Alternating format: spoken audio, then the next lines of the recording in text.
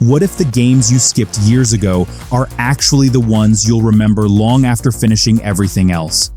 We're going through 25 single-player games worth experiencing at least once, from unforgettable stories to worlds you won't want to leave. Red Dead Redemption 2 is one of those games that completely changes how you think about open-world adventures. I remember starting it and wondering why everything felt so slow at first. Then, without even noticing, I became attached to Arthur Morgan and the people around him. The world feels alive in a way most games still struggle to match. You can spend hours riding through the wilderness, hunting, helping strangers, or simply watching the sunset from your horse. And when the story finally hits its emotional moments, they land harder because you've spent so much time living in this world. The gunfights are satisfying, but honestly, they're not even the best part. It's the quiet moments that stick with you. A campfire conversation, a random encounter, or a long ride with nothing but music in the background. Red Dead Redemption 2 takes its time, and that's exactly why its biggest moments feel so powerful.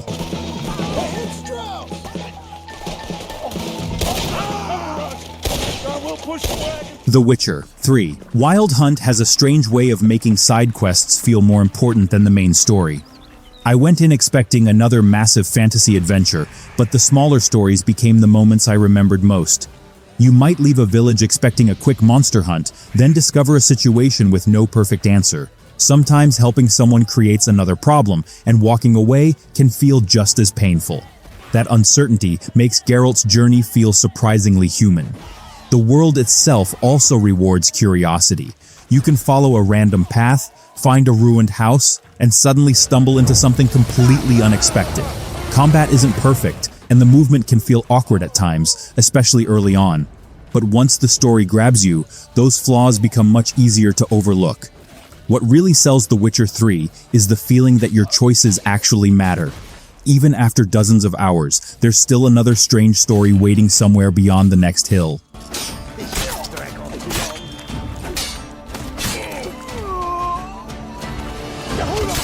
Cyberpunk 2077 is the kind of game where you can walk into Night City with one plan and completely forget it 10 minutes later.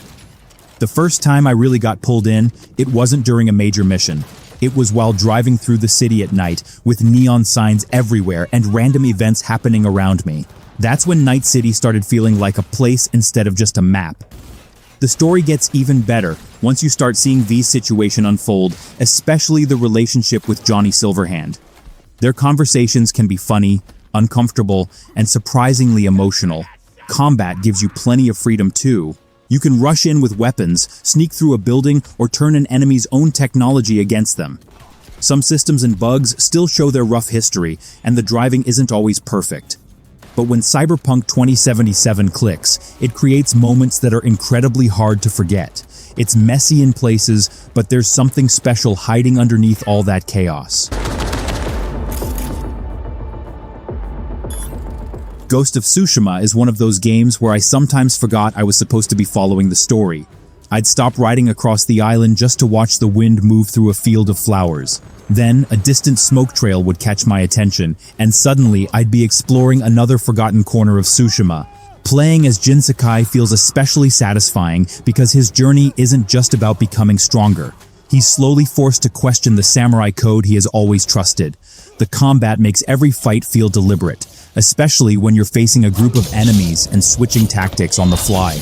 But some of my favorite moments happen when the sword stays in its sheath. Following foxes, discovering hidden shrines, or simply riding through the countryside gives the world a peaceful feeling. The story can become predictable in places, but the atmosphere keeps pulling you back. By the end, Tsushima feels less like a game world and more like a place you've actually lived in.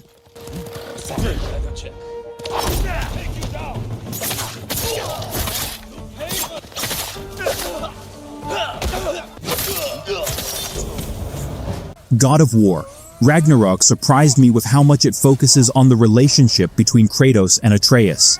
I expected huge battles and Norse mythology, but the quieter conversations ended up meaning just as much. Kratos is still terrifying when he needs to be, yet you can feel how hard he's trying to become a better father. Atreus is growing up fast, and that creates tension because neither of them always sees the world the same way. Then the game throws you into massive fights that remind you exactly why Kratos is so dangerous. The Leviathan axe and Blades of Chaos both feel fantastic, and the combat gives you plenty of room to experiment. The realms are also packed with optional areas that can completely distract you from the main story. Not every side activity feels equally important, but some reveal character moments you'll genuinely remember. Ragnarök works best when it slows down, lets the characters breathe, and reminds you there's more at stake than simply winning another battle.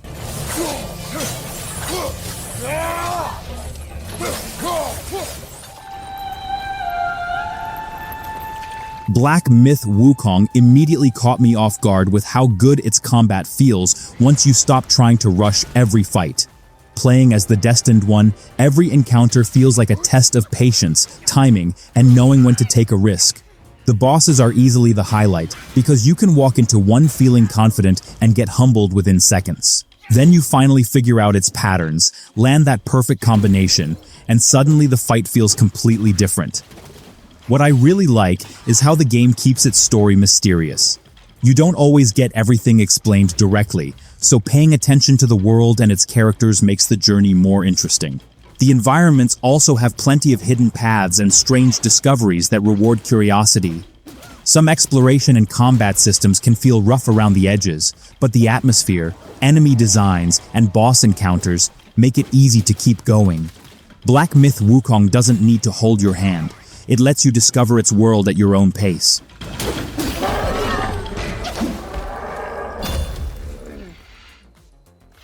Kingdom Come. Deliverance 2 is the game that made me appreciate how satisfying a slow start can be. Henry doesn't begin as some unstoppable warrior, and that changes everything about the journey. Early on, even a simple fight can go badly if you swing wildly or take on the wrong opponent. As you learn the combat and become more capable, those victories start feeling earned instead of automatic. What really pulled me in, though, was how grounded the world feels. Villages, castles, taverns, and muddy roads all have their own little stories happening around them. You can head out to complete one objective and end up spending an hour dealing with something completely unexpected. The game also gives your choices real weight, especially when conversations don't go the way you planned. It's not always smooth, and the realistic systems can test your patience. But that's also what makes it different. Kingdom Come. Deliverance 2 feels less like controlling a hero and more like living through Henry's story.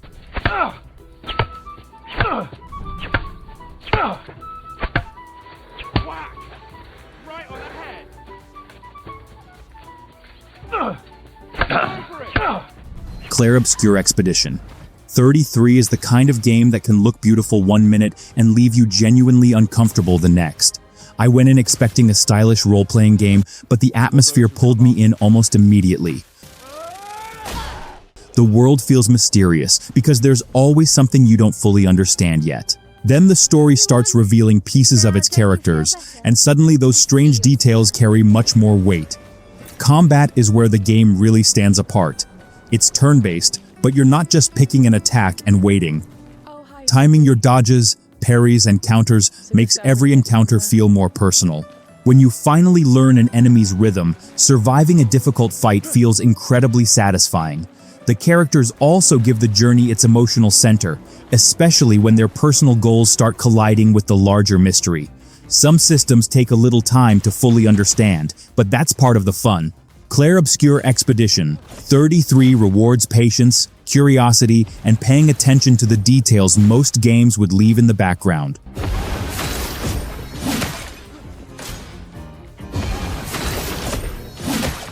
Elden Ring is the game that can make you feel completely lost, then somehow turn that confusion into one of your favorite memories. The first time you ride into a new area and see something enormous waiting in the distance, there's always that temptation to investigate. Sometimes you find treasure, sometimes you find a boss that destroys you in seconds. That unpredictability is a huge part of the experience. Combat demands patience, but it gives you plenty of freedom to find your own way through difficult encounters. You can change your build, experiment with weapons, use magic, summon help, or simply come back later when you're stronger. What makes Elden Ring special is how little it tells you. The world rarely points directly toward the next amazing discovery. You have to notice things yourself, and when you finally defeat a boss that seemed impossible hours earlier, the satisfaction is hard to match. Elden Ring doesn't just challenge you, it makes you want to understand the world that keeps trying to kill you.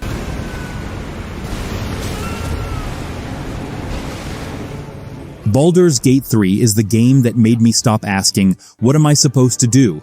And start asking, what happens if I actually try this? Almost every situation feels like it has more possibilities than you'd expect.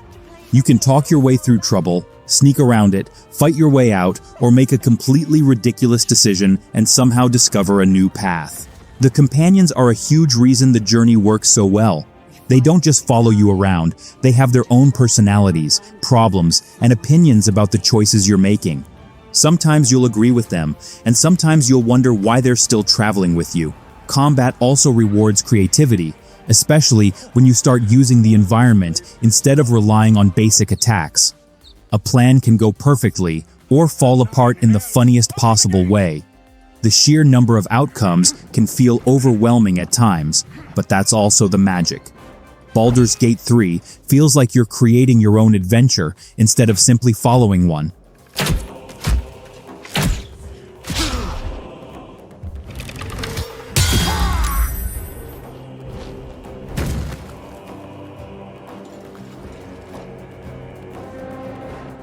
Horizon Forbidden West is one of those games where the world itself kept distracting me from the story.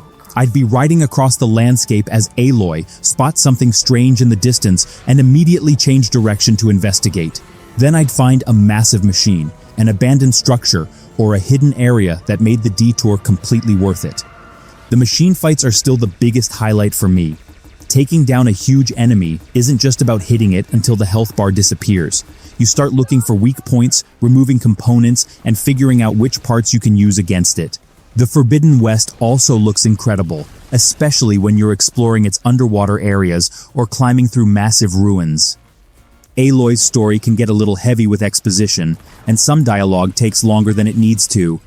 But once the game lets you explore freely, it becomes much harder to put down. There's always another machine to hunt, another mystery to uncover, or another place that makes you stop and look around. Marvel's Spider-Man 2 is the kind of game that makes traveling across the city feel like part of the reward. Swinging through New York as Peter or Miles is so smooth that fast travel almost feels unnecessary.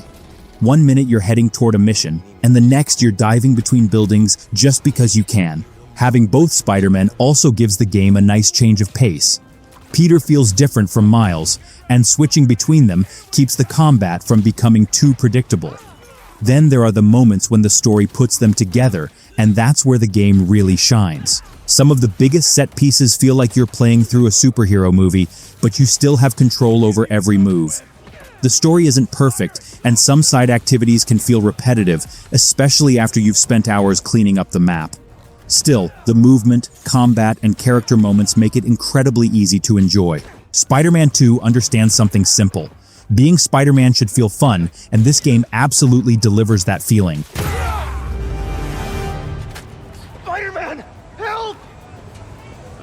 Indiana Jones and the Great Circle feels like stepping into an Indiana Jones movie where you're the one making the decisions. What surprised me most is how much the game trusts exploration instead of constantly pushing you toward the next objective. You can walk into an ancient site, notice something that doesn't look right, and suddenly you're solving a puzzle you weren't even looking for. The puzzles are a big part of the appeal because they make you feel like an adventurer instead of just another action hero. Then there's Indy himself, who brings plenty of personality to the quieter moments. He can sneak around enemies, throw a punch when things go wrong, and occasionally make a situation much more complicated than it needed to be. The combat isn't always the main attraction, and that's actually a good thing. The strongest moments come from exploring mysterious locations and figuring things out yourself. It captures that old-school adventure feeling without making everything completely predictable. If you've ever wanted to feel like you were inside an Indiana Jones adventure, this gets remarkably close.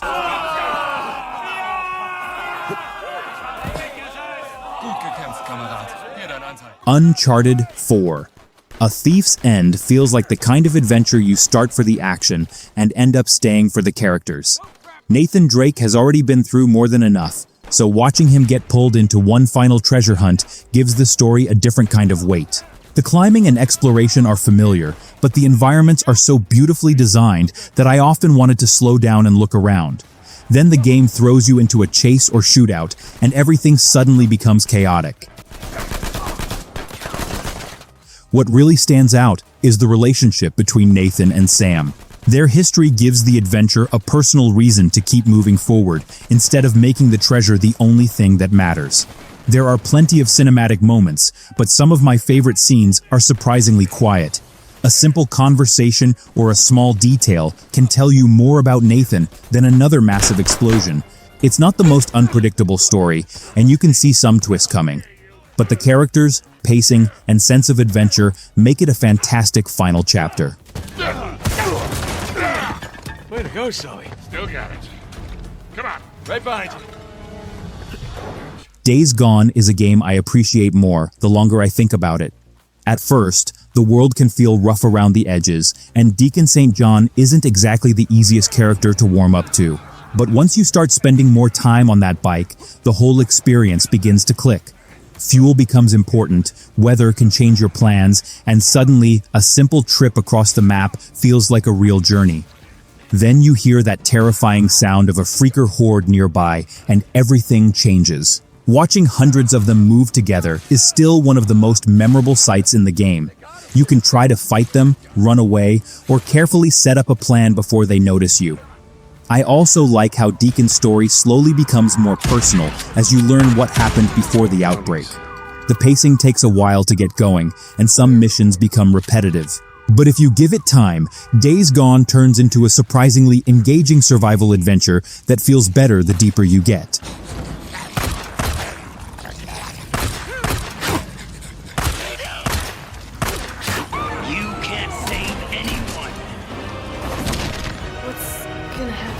Resident Evil 4 Remake wastes almost no time reminding you why Leon Kennedy is such a great character to play.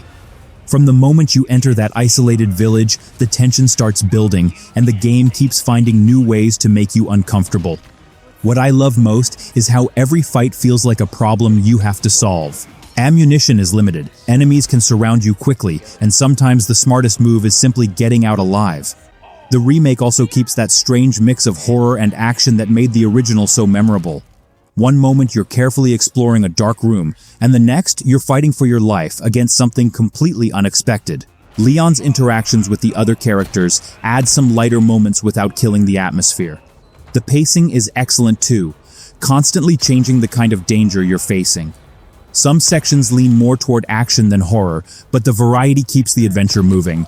Resident Evil 4 Remake doesn't just recreate a classic, it makes the whole journey feel fresh again.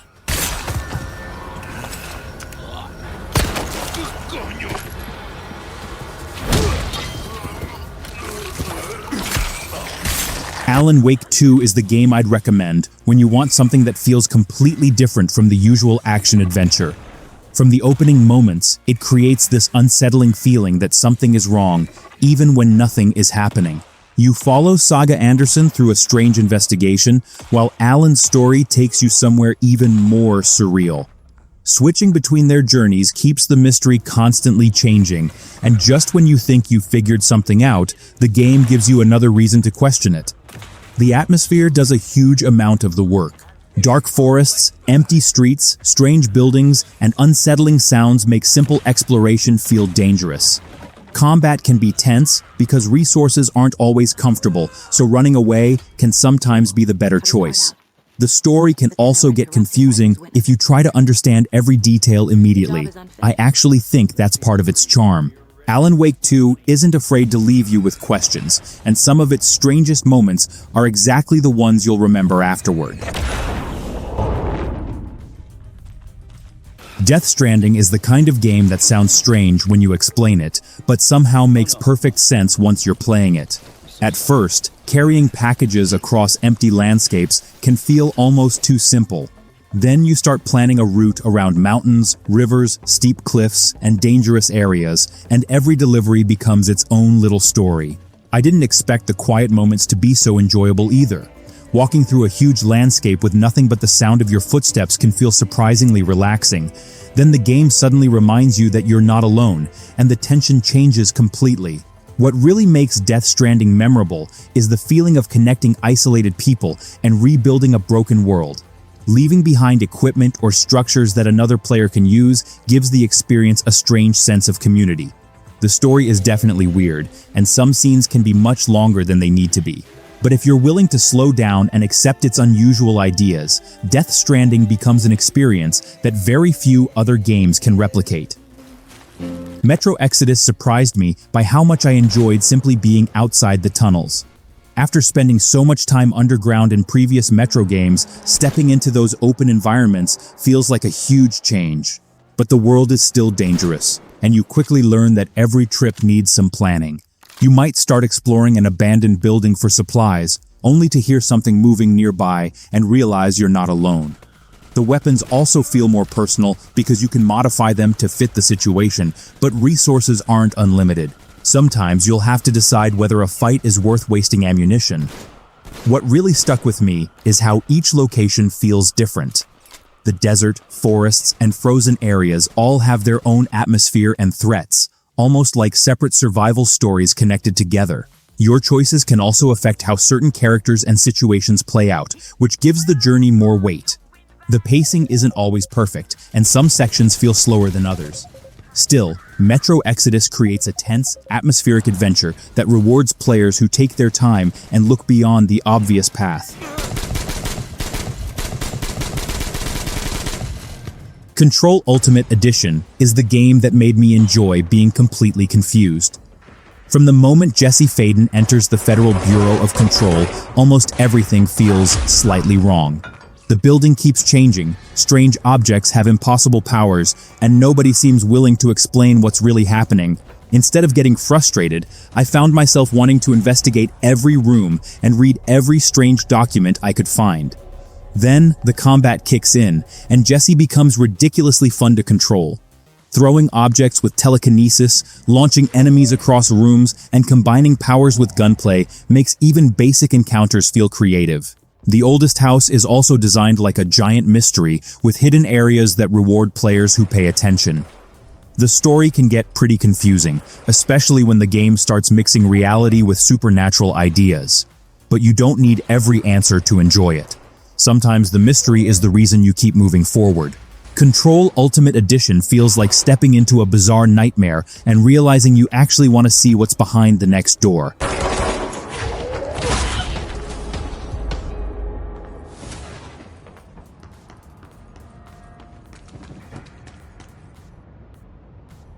A Plague Tale Requiem is one of those games where the emotional weight hits harder because the characters never get a real chance to breathe. Amisha and Hugo are already carrying so much from the first game, yet their journey becomes even more dangerous as they search for a way to save Hugo. The rat swarms are still terrifying, but what really makes them memorable is how you learn to use light, shadows, and the environment to survive. Some encounters let you sneak past danger, while others force you to improvise when your plan falls apart. I also loved how beautiful the world can look despite everything happening around these characters. One moment you're walking through a peaceful landscape, and the next you're surrounded by something horrifying. The pacing can feel heavy in places, and the game isn't shy about putting its characters through painful situations. But that emotional investment is exactly why the quieter moments matter. Requiem isn't an easy adventure, yet by the end, you'll understand why its journey stays with you. A doctor. Let me catch you! Lies of P is the kind of game that makes every victory feel like you actually earned it. From the first few fights, enemies punish careless attacks, and bosses can make you question whether your build is even working. Then you learn their patterns, improve your timing, and finally get that one clean run where everything comes together. That's where the combat becomes incredibly satisfying. The setting is another reason it stands out. Its dark version of Krat mixes twisted fairy tale ideas with a grim, almost mechanical atmosphere. Playing as Pinocchio gives the story a familiar foundation, but the game takes that idea somewhere much darker than you'd expect. I also like how your choices can affect the journey without constantly stopping the action to explain everything. Some difficulty spikes can feel frustrating, especially when you're still learning the combat system. But once the rhythm clicks, it's hard to stop. Lies of P proves you don't need a huge open world to create a memorable adventure. Silent Hill 2. Remake is the kind of horror game that makes you nervous even when nothing is attacking you. James Sunderland arrives in Silent Hill looking for his wife, and the town immediately feels like somewhere you shouldn't be. The fog hides what's ahead, while distant sounds make you wonder whether something is following you. What makes the game special is that the horror isn't only about monsters. The story deals with guilt, grief, and things James doesn't fully understand about himself. As you explore, small details start feeling more important, and the meaning behind certain scenes slowly becomes clearer. The combat can feel awkward at times, but I think that actually fits the experience. James isn't supposed to feel like an action hero clearing rooms. He's a normal person trying to survive something he can't explain. The remake also makes the environments feel incredibly oppressive, especially when you're moving through abandoned buildings with almost no idea what waits around the next corner. It's unsettling, mysterious, and the kind of game that stays in your head after you turn it off.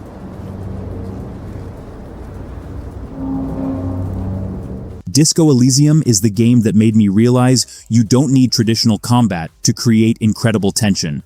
You play as a detective who wakes up after a disastrous night with almost no idea what happened, and from there, almost every conversation can send the story somewhere unexpected. The strangest part is how much your own mind becomes part of the experience. Different parts of your personality argue with you, question your decisions, and sometimes give you terrible advice. You can fail a conversation and still end up with something interesting instead of simply getting a game over. That's what makes exploring Revachol so fascinating. Even a completely ordinary person can have something ridiculous or heartbreaking to say.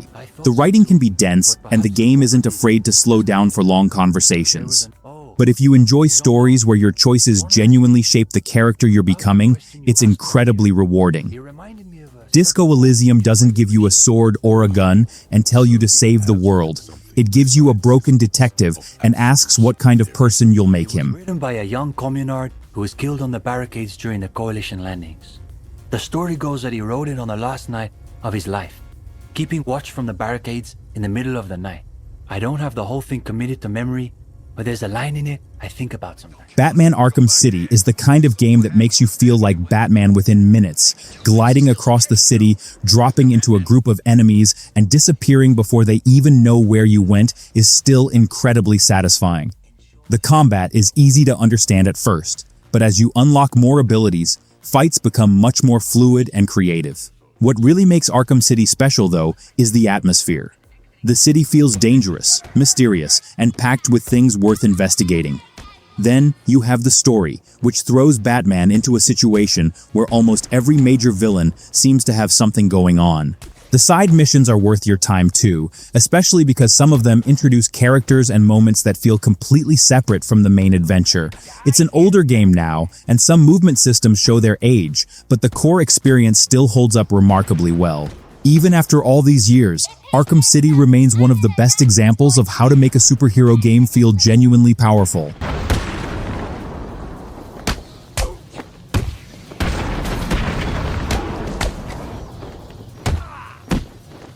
And that brings us to the end of our list. Out of all 25 games, there's a good chance at least one gave you that feeling of, I need to play this. Now I'm curious, which game are you most excited to experience? Let me know in the comments and tell me which game you think should have made the list. If you enjoyed the video, leave a like and subscribe for more gaming recommendations.